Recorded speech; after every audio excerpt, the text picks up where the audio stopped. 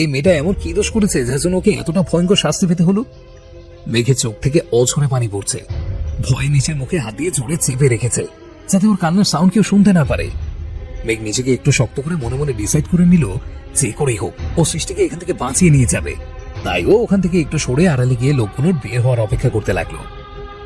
মুখোশ পরা লোকটা মাথা উঠিয়ে একবার সৃষ্টির দিকে তাকালো, তারপর বসা থেকে দাঁড়িয়ে গানটা কোমরে গুঁজে গার্ডদেরকে উদ্দেশ্য করে সৃষ্টিকে দেখিয়ে গম্ভীর কণ্ঠে বলল, এই ডাস্টবিনটাকে নিয়ে হসপিটালে ভর্তি করে আসো। যদিও ওকে আরো কয়েকদিন টর্চার করতে চেয়েছিলাম, কিন্তু এখন আমার পরিটা এখানেই আছে। ও যদি এইসব দেখে তাহলে খুব ভয় পাবে, তাই এইবারের মতো এই মেয়েকে মাফ করে দিলাম। আর শোনো, এই মেয়েকে এই রুম থেকে সর্বের পর রুমটা সুন্দর করে ক্লিন করবে। রুমের কোথাও যেন কোনো রক্তের ছিটে ফোটাও না থাকে, বুঝেছো? উড়ে পড়া লোকটার কথায় পিছনে সেই চারজন মাথা নেড়ে সম্মতি জানালো। ওদের সম্মতি পেয়ে লোকটা রুম থেকে বেরিয়ে গেল। মেঘ ওই পাশে লুকিয়েছিল, তাই লোকটার কথা কিছুই শুনতে পায়নি, আর লোকটাও বের হওয়ার সময় মেঘকে দেখতে পায়নি। উড়ে পড়া লোকটা বের হতে সেই চারজন মাস্ক পরা লোক ও সৃষ্টিকে কিভাবে নিয়ে যাবে তার ব্যবস্থা করতে রুম থেকে বের হয়ে নিচে চলে গেল। ওরা যেতে মেঘ আড়াল থেকে বের হয়ে আস্তে করে দরজাটা খুলে পা টিপে টিপে ভেতরে প্রবেশ করলো। ভেতরে গিয়ে সৃষ্টির সামনে দাঁড়াতেই ওরা আবার কান্না চলে আসলো। কি অবস্থা করেছে মেয়েটা! এরা আদৌ মানুষ নাকি জানোয়ার? মেঘ আস্তে আস্তে করে সৃষ্টির গালে হাত রেখে চাপড় মেরে ডাকলো, ম্যাম ম্যাম প্লিজ উঠুন। মেঘ সেদিন সৃষ্টিকে ম্যাম ডেকেছিল, তাই আজকেও ম্যাম ডাকলো। মেঘের মৃদু কণ্ঠের ডাকে সৃষ্টি অনেক কষ্টে চোখ খুলে পিটপিট করে তাকালো। তারপর কিছুক্ষণ নিভু নিভু চোখে মেঘের দিকে তাকাতে ও মেঘকে চিনে ফেললো। মেঘকে দেখে ওর মনে আসার আলো জেগে উঠলো। মেঘের দিকে তাকিয়ে অস্ফুট সরে বলতে লাগলো, প্লিজ বাঁচাও আমাকে, এরা আমাকে মেরে ফেলবে, আমাকে এখান থেকে নিয়ে চলো প্লিজ। মেঘ দ্রুত মেয়েটার হাত চেয়ার থেকে খুলতে খুলতে বলল, চিন্তা করবেন না, আমি আপনাকে এখান থেকে বাঁচিয়ে নিয়ে যাব। কিন্তু আপনি এখানে কিভাবে আসলেন? আর ওই লোকগুলোই বা কারা? বলেই মেঘ সৃষ্টির হাতে দড়িটা খুলে হাঁটু গেড়ে সৃষ্টির সামনে বসে পায়ের দড়ি খুলতে লাগলো। সৃষ্টি মেঘকে কিছু একটা বলতে চাইছে, কিন্তু পারছে না। মেঘের দিকে তাকিয়ে বারবার ঠোঁট নাড়াচ্ছে, কিন্তু এত মার খাওয়ার জন্য শরীর একদম দুর্বল হয়ে গেছে, তাই গলা থেকে কোনো শব্দই বের হচ্ছে না। সৃষ্টি একটা সময় কথাটা বলতে না পেরে অস্থির হয়ে উঠল। সৃষ্টিকে এতটা অস্থির হতে দেখে মেঘ সান্ত্বনার স্বরে বলল, ম্যাম থাক, আপনাকে কিছু বলতে হবে না, যা জানার পরে জেনে নেব। আপাতত আমাদের এখান থেকে যেতে হবে, যে কোনো সময় ওরা এখানে চলে আসতে পারে। বলেই মেঘ সৃষ্টির পাটা খুলে দিয়ে নিজে সোজা হয়ে দাঁড়ালো। তারপর সৃষ্টিকে বসা থেকে উঠিয়ে দাঁড় করিয়ে আস্তে আস্তে রুমের বাইরে যাওয়ার জন্য রওনা দিল। সৃষ্টির নিচের গায়ের প্রায় সব ভর মেঘের উপরে ছেড়ে দিয়েছে। মেঘ অনেক কষ্টে ওকে ধরে টেনে টেনে নিয়ে যাচ্ছে। মেঘ সিঁড়ির কাছে এসে দাঁড়িয়ে গেল, তারপর ওকে দিয়ে নিচের দিকে তাকালো। নিচে কেউ নেই, সব কেমন যেন নিস্তব্ধ। ও আশেপাশে একবার সতর্ক দৃষ্টিতে তাকিয়ে দেখে নিল, না এইখানে কেউ নেই। মেঘ একটা স্বস্তির নিঃশ্বাস ফেলে পা টিপে টিপে সিঁড়ি দিয়ে নিচে নামলো।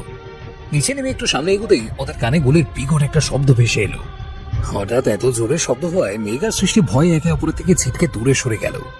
মেঘ ভয় ভয়ে পেছনে তাকাতে দেখলো সেই হুড়ি পড়া লোকটা গান উপরের দিকে পয়েন্ট করে দাঁড়িয়ে আছে, মানে ইচ্ছা করে উপরের দিকে মিস ফায়ার করেছে। মেঘকে আরো এক ধাপ অবাক করে দিয়ে দরজা খুলে 7-8 জন গার্ড হাতে গান নিয়ে ভেতরে প্রবেশ করলো। সাথে কিচেন থেকে কয়েকজন মহিলা সার্ভেন্টরাও ছুটে আসলেন। মেঘ চোখ বড় বড় করে সবার দিকে তাকিয়ে আছে। ও এতক্ষণ ভাবছিল বাড়িতে তেমন কেউ নেই, কিন্তু এখন দেখছে মানুষের অভাব নেই। মেঘের ভয়ে অবস্থা খারাপ হয়ে যাচ্ছে, ও এখন কি করবে কিচ্ছু বুঝতে পারছে না। এদিকে সৃষ্টি হুড়ি পড়া লোকটাকে দেখে খুব ভয় পেয়ে গেল, কিন্তু ও শুধু একটা কথাই ভাবছে, কিভাবে এখান থেকে যাওয়া যায়। কারণ ও জানে এই লোকটার হাতে এইভাবে পালানো অবস্থায় ধরা পড়লে ওকে ভয়ঙ্কর শাস্তি পেতে হবে। হঠাৎ ওর চোখ গেল মেঘের দিকে। মেঘ ভয় একদম কাঁচুমাচু হয়ে দাঁড়িয়ে আছে। সৃষ্টি মনে মনে একটা বাঁকা হাসি দিল। মেঘই এখন ওর একমাত্র বেঁচে থাকার রাস্তা, যার জন্য এতটা শাস্তি পেয়েছে। আজকে তাকে ব্যবহার করেই এখান থেকে বের হবে। সৃষ্টি আশেপাশে তাকিয়ে কিছু একটা খুঁজতে লাগলো। হঠাৎ ওর চোখ গেল টি টেবিলের উপরে রাখা একটা বিয়ারের কাঁচের বোতলের উপর। ও খুব সাবধানে গিয়ে টি টেবিলের উপর থেকে বোতলটা হাতে নিয়ে টি টেবিলের উপরে জোরে একটা বাড়ি দিল। সাথে সাথে বোতলটার অর্ধেক ভেঙে গেল। সবাই কাঁচ ভাঙার শব্দ শুনে সৃষ্টির দিকে তাকালো। হুডি পরা লোকটা সিঁড়ি থেকে নেমে দাঁড়িয়ে গিয়ে ভ্রু কুঁচকে সৃষ্টির দিকে তাকালো। মেঘ পেছনে ঘুরে সৃষ্টির দিকে অবাক চোখে তাকালো। হঠাৎ করে সৃষ্টি কেন এইভাবে বোতলটা ভাঙলো মেঘ বুঝতেই পারল না। মেঘ কিছু বলতে যাবে তার আগে সৃষ্টি মেঘের কাছে এসে কাঁচের বোতলটা ওর গলার উপরে রাখলো। সৃষ্টির এমন কাজে মেঘ হতভম্ব হয়ে গেল। ও ভাবতেও পারেনি সৃষ্টি ওর সাথে এমন কিছু করতে পারে। সৃষ্টি মেঘের গলায় বোতলটা ধরতে হুড়ি পড়া লোকটা সৃষ্টির দিকে গান পয়েন্ট করলো। সৃষ্টি লোকটার দিকে তাকিয়ে একটা বাঁকা হাসি দিয়ে বলল, এই কাজ ভুলেও করবেন না স্যার, আপনার প্রাণভূমরা কিন্তু আমার কাছে বন্দী। শুধু এই বোতলটা একটু গলায় চেপে ধরবো, সাথে সাথে আপনার জান সারা জীবনের জন্য উপরে চলে যাবে। সৃষ্টির কথা মেঘ কিছুই বুঝতে পারলো না। কি বলছে সৃষ্টি? ওই লোকটার প্রাণ ভ্রমণা মানে? কে এই লোকটা? মেঘের ভাবনার মধ্যেই লোকটা ওদের দিকে একটু এগিয়ে এসে সৃষ্টিকে উদ্দেশ্য করে দাঁতে দাঁত চেপে বলল, জীবনের সব থেকে বড় ভুলটা আছে করে ফেললি। সেই দিনে করা অতটুকু ভুলের জন্য তোকে এতদিন শাস্তি দিয়েছে। তাহলে ভাব আজকের এই অন্যায়ের জন্য তোর কি অবস্থা করব। আমি তো তোকে ছেড়ে দিতেই চেয়েছিলাম রে, কিন্তু তুই কি করলি? নিজের মৃত্যুকে নিজেই ডেকে আনলি। I am sorry to say, আজকে তোর জীবনের শেষ দিন। লোকটার কথায় সৃষ্টি ভয় পেল, কিন্তু সেটা চেহারায় না ফুটিয়ে জোর গলায় বলল, যতক্ষণ এই মেয়ে আমার কাছে আছে আপনি আমার কিচ্ছু করতে পারবেন না। আপনার গার্ডদের বলুন আমাকে যেতে দিতে, না হলে এই মেয়েকে আমি মেরে ফেলবো। নিজের ভালো চান্স তোকে ছেড়ে দেয়, ওর গায়ে যদি একটা আঁচড়ও লাগে তাহলে তোর লাশ আমি শিয়াল কুকুরে দিয়ে খাওয়াবো। বলেই লোকটা মেঘের দিকে আরেকটু এগিয়ে সৃষ্টির মাথা বরাবর গানটা পয়েন্ট করলো। মেঘ ভয়ের তো চোখে দুজনের দিকে তাকিয়ে আছে। ওর অবস্থা এখন ডাঙায় বাঘ আর জলে কুমিরের মতো। একজন গলায় কাঁচ ধরে দাঁড়িয়ে আছে, আরেকজন সামনে বন্দুক ধরে দাঁড়িয়ে আছে। এই মুহূর্তে মেঘের দুইজনকে ভীষণ ভয় লাগছে। সৃষ্টি হুড়ি পড়া লোকটাকে এতটা কাছে আসতে দেখে কোনো কিছু না ভেবে মেঘের গলায় বোতলটা চেপে ধরলো। মেঘ ব্যথায় কোঁকিয়ে ওঠে আহ বলে চিৎকার দিল। ওর গলা কেটে রক্ত বের হচ্ছে। লোকটা মেঘের গলা কেটে গেছে দেখে মেঘ পড়ি বলে জোরে একটা চিৎকার দিল, কিন্তু লোকটা সেই ডাক মেঘের কান অবধি পৌঁছালেও মস্তিষ্ক অবধি পৌঁছলো না। ও হাত দিয়ে গলা চেপে ধরে রেখেছে, মাথাটা কেমন বন বন করে ঘুরছে, ব্যথায় চোখ থেকে এমনি এমনি পানি গড়িয়ে পড়ছে। লোকটা দ্রুত মেঘের কাছে গিয়ে আসতে নিলেই সৃষ্টি আরো একটু পিছিয়ে গিয়ে বলল, নো, একদম এগোবেন না, তাহলে কিন্তু একদম ওকে শেষ করে দিব। লোকটা চেঁচিয়ে বলল, বাসুরের বাচ্চা, তোরা যে কি অবস্থা করবো তুই স্বপ্ন ভাবতে পারছিস না। তুই আমার পরীকে আঘাত করেছিস, তোকে এতটা ভয়ঙ্কর মৃত্যু দেবো যে পশু পাখি তোর লাশ দেখলে ঘৃণায় মুখ ফিরিয়ে দেবে। বলেই লোকটা সৃষ্টির পায়ে গান পয়েন্ট করে শুট করলো। গুলিটা একদম সোজা গিয়ে সৃষ্টির গোড়ালি বরাবর লাগলো। সৃষ্টি জোরে একটা চিৎকার দিয়ে ফ্লোরে লুটিয়ে পড়লো। সৃষ্টি পড়ে যেতেই সব গার্ডগুলো সৃষ্টির কাছে এসে ওর দিকে গান পয়েন্ট করে দাঁড়িয়ে রইল। মেয়ে কান চেপে ধরে ফ্লোরে বসে পড়লো। ও ফ্লোরে বসে চোখ বন্ধ করে হাউ মাও করে কেঁদে দিল। ভয়ে ওর সারা শরীর এখনো কাঁপছে। পুড়ি পড়া লোকটা দৌড়ে গিয়ে মেঘের পাশে হাঁটু গেড়ে বসে ওকে শক্ত করে জড়িয়ে ধরলো। তারপর ওর মাথায় অজস্র চুমু দিয়ে ব্যথাতুর কণ্ঠে বলল, সরি জান, আমার তোমাকে রুমে রাখা এভাবে একা একদমই উচিত হয়নি। আজকে তোমার যদি কিছু হয়ে যেত তাহলে আমার কি হতো বলো? আমি সরি করেছি, আমার একটা বোকামির জন্য তুমি এতটা হার্ট হলো। এখন আমি কখনো তোমাকে একা ছেড়ে কোথাও যাবো না। লোকটার কথায় মেঘ অবাক হলো। ও তো ভেবেছিল এই লোকটা ওর কোনো ক্ষতি করার জন্য এখানে নিয়ে এসেছে, কিন্তু কথা শুনে তো মনে হচ্ছে এই লোক ওর ক্ষতি করা তো দূরের কথা, সামান্য আঘাতটুকু সহ্য করতে পারে না। এরকম তো একজনই করে সবসময়। মেঘের কাছে লোকটার স্পর্শটা বড্ড চেনা চেনা লাগছে। তাহলে কি ও যেটা ভাবছে সেটাই ঠিক? এটা কি তাহলে? মেঘ লোকটাকে কিছু বুঝতে না দিয়ে হঠাৎ করে লোকটার মাথা থেকে হুডিটা ফেলে দিল। লোকটার মুখে মাস্ক লাগানো, কিন্তু তাও চোখ দুটো দেখে মেঘের চিনতে একটু অসুবিধা হলো না। লোকটা ভাবতেও পারেনি মেঘ এমন একটা কাণ্ড করে বসবে। উনি এসবের জন্য মোটেও প্রস্তুত ছিলেন না। তাই দ্রুত আবার হুডিটা পড়তে নিলে মেঘ আরেকটা টান দিয়ে মাস্কটা খুলে ফেললো। তারপর লোকটার দিকে অশ্রুসিক্ত চোখে তাকিয়ে কাঁপা কাঁপা কণ্ঠে বলল, আর নিজেকে আড়াল করতে হবে না, আমি আপনাকে চিনে ফেলেছি আহান ভাইয়া। কথাটা বলেই মেঘ আহানকে ধাক্কা দিয়ে নিচে থেকে ছাড়িয়ে ছিটকে দূরে সরে গেল। আহান হতভম্ব হয়ে মেঘের দিকে তাকিয়ে আছে। মেঘ যে এমন একটা কাণ্ড করবে ও ভাবতেও পারেনি। ও এত তাড়াতাড়ি মেঘের সামনে এইভাবে আসতে চায়নি, কিন্তু মেঘকে এইভাবে কান্না করতে দেখে নিজেকে আর সামলাতে পারেনি। তাই এসে ওকে ওইভাবে জড়িয়ে ধরেছে। আহান মেঘের দিকে একটু এগিয়ে গিয়ে ওকে আবার জড়িয়ে ধরতে নিলেই মেঘ আহানের থেকে আরো পিছিয়ে গিয়ে ভয়ের তো কণ্ঠে বলল, খবরদার, আপনি আমার দিকে একদম এগোবেন না, আপনি একটা খারাপ মানুষ। আহান অসহায় কণ্ঠে বলল, মেঘপুরি, আমার কথাটা তো একটু শোনো। কিচ্ছু শুনতে চাই না আমি। আপনি একটা বাজে লোক, আপনি মানুষ খুন করেন। মানুষ কোথায় খুন করলাম? আমি তো শুধু ওর পায়ে একটা শুট করেছি, সেটাকে খুন করা বলে নাকি? মেঘ চেঁচিয়ে বলল, আপনি ওনার পায়েই বা কেন শুট করেছেন? যদি গুলিটা অন্য কোথাও লাগতো, উনি যদি মরে যেতেন।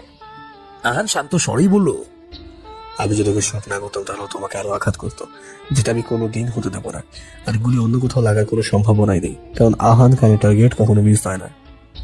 আমাকে আঘাত করলে করতো, তাতে আপনার কি? আপনি কেন ওনাকে এভাবে শুট করতে গেলেন? আর ওনাকে এভাবে জানোয়ারের মতো টর্চার কেন করেছেন? এবার মেঘের কথায় আহানের রাগ উঠে গেল। ও রাগী কণ্ঠে বলল, ওকে কেন টর্চার করেছি সেই কৈফিয়ত কি এখন তোমাকে দিতে হবে? ও অন্যায় করেছে তাই ওকে শাস্তি দিয়েছে, আর এইটুকু শাস্তি ওর জন্য যথেষ্ট হয়নি, ওকে আরো ভয়ঙ্কর শাস্তি পেতে হবে। মেঘ কাঁপা কাঁপা কণ্ঠে বলল, আরো ভয়ঙ্কর শাস্তি পেতে হবে মানে? সেটা তোমাকে না জানলেও চলবে। তুমি আমার কাছে এসো, কাটা জায়গা থেকে ব্লিডিং হচ্ছে, ব্যান্ডেজ করতে যেতে হবে।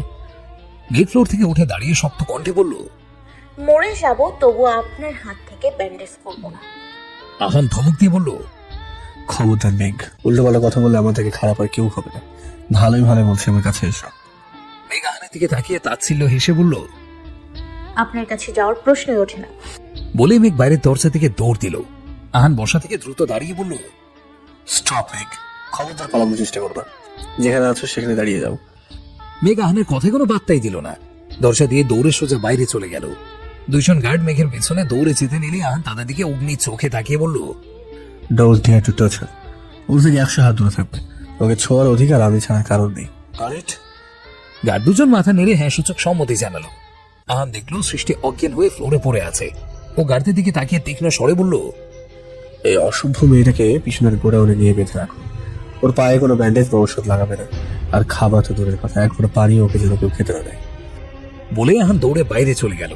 মেঘ বাইরে আসলে ওর মাথায় আকাশ ভেঙে পড়লো, কারণ বাইরে প্রায় 20-25 জনের মতো গার্ড দাঁড়িয়ে আছে। মেঘকে বাইরে আসতে দেখে সবাই মাথা নিচু করে ফেললো। এদের দেখে মেঘের পা অটোমেটিক থেমে গেল। ও ভাবলো হয়তো সবাই দৌড়ে এসে এক্ষুনি ওকে ধরে ফেলবে, কিন্তু ওর ভাবনাকে ভুল প্রমাণ করে দিয়ে সবাই নিজেদের জায়গায় মাথা নিচু করে দাঁড়িয়ে রইল।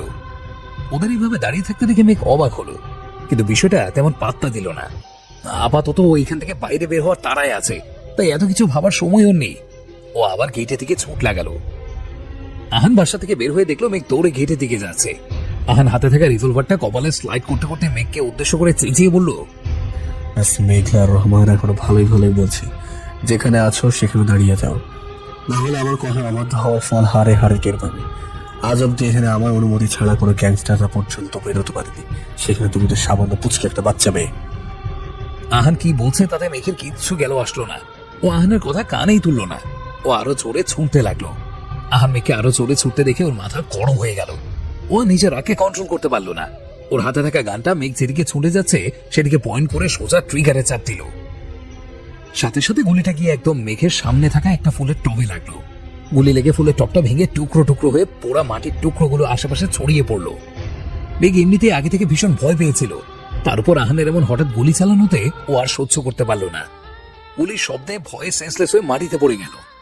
মেঘকে পরিচিতি দেখে আহান দৌড়ে মেঘের কাছে এসে গানটা কোমরে গুজে মেঘকে 5 কোলা করে তুলে নিয়ে বাসা থেকে হাঁটা দিল। আহান আগে থেকেই জানতো এমন কিছু একটাই হবে, কারণ মেঘ অতিরিক্ত ভয় পেলে সেন্সলেস হয়ে যায়। বিশেষ করে রক্ত, মারামারি, অতিরিক্ত সাউন্ড এইসবও একদমই সহ্য করতে পারে না। তাই আহান মেঘকে থামানোর জন্য ইচ্ছে করেই ফুলের টপটার উপরে গুলিটা ছুটেছে। আর যা ভেবেছিল তাই হয়েছে। মেঘ গুলি শব্দে অতিরিক্ত ভয় পেয়ে সেন্সলেস হয়ে গেছে। সন্ধ্যা 5:35। নবীন বরণের অনুষ্ঠান প্রায় শেষের দিকে। আস্তে আস্তে সবার পারফরমেন্স শেষ হয়ে গেছে। এখন শুধু বাকি আছে অনুষ্ঠানের মূল আকর্ষণ, কাপল ড্যান্স। মাগরিবের আজান দিতেই সবাই আরেকটা ছোট্ট ব্রেক নিয়ে নামাজ পড়ে আসলো। নামাজ পড়ে এসে সবাই আবার আগের মতো নিজেদের জায়গায় বসে পড়লো। তবে এখন দুপুরের থেকে চারপাশটা আরো বেশি সুন্দর লাগছে। চারপাশে বিভিন্ন রঙের লাইট চলছে। লাইটিং এর আলোতে সবার চোখ ধাঁধিয়ে উঠছে। স্টেজ থেকে শুরু করে সবার বসার জায়গা, পুরো এরিয়াটা এত সুন্দর করে লাইটিং এবং ডেকোরেশন করেছে যে সবাই পলকহীন ভাবে সেটা তাকিয়ে তাকিয়ে দেখছে। দিশা আর রিজা স্টেজে উঠে গিয়ে কাপল ড্যান্সের অ্যানাউন্সমেন্ট করে দিল, সাথে ড্যান্সের নিয়মগুলো বলে দিল। নিয়মগুলো হচ্ছে, প্রথমে একটা সং প্লে করা হবে, তাতে সবাইকে তাদের কাপলদের সাথে স্টেপ বাই স্টেপ ডান্স করতে হবে। ডান্সের মাঝখানে সবাই নিজেদের পার্টনারকে বারবার একে অপরের সাথে চেঞ্জ করতে থাকবে। গান চলা অবস্থায় যে কাপলের স্টেপ ভুল যাবে বা ডান্স থামিয়ে দেবে অথবা অ্যাক্সিডেন্টালি নিচে পড়ে যাবে, তারা কম্পিটিশন থেকে বাদ হয়ে যাবে। এইভাবে একটা একটা করে কাপল বাদ পড়বে আর নতুন করে সং প্লে হতে থাকবে। সবাইকে একটানা ততক্ষণ ড্যান্স করতে হবে যতক্ষণ না পর্যন্ত একজোড়া উইনার সিলেক্ট করা যায়। সবার লাস্টে যে কাপল জোড়া থাকবে তারাই এই কম্পিটিশনের উইনার ট্রফি পাবে।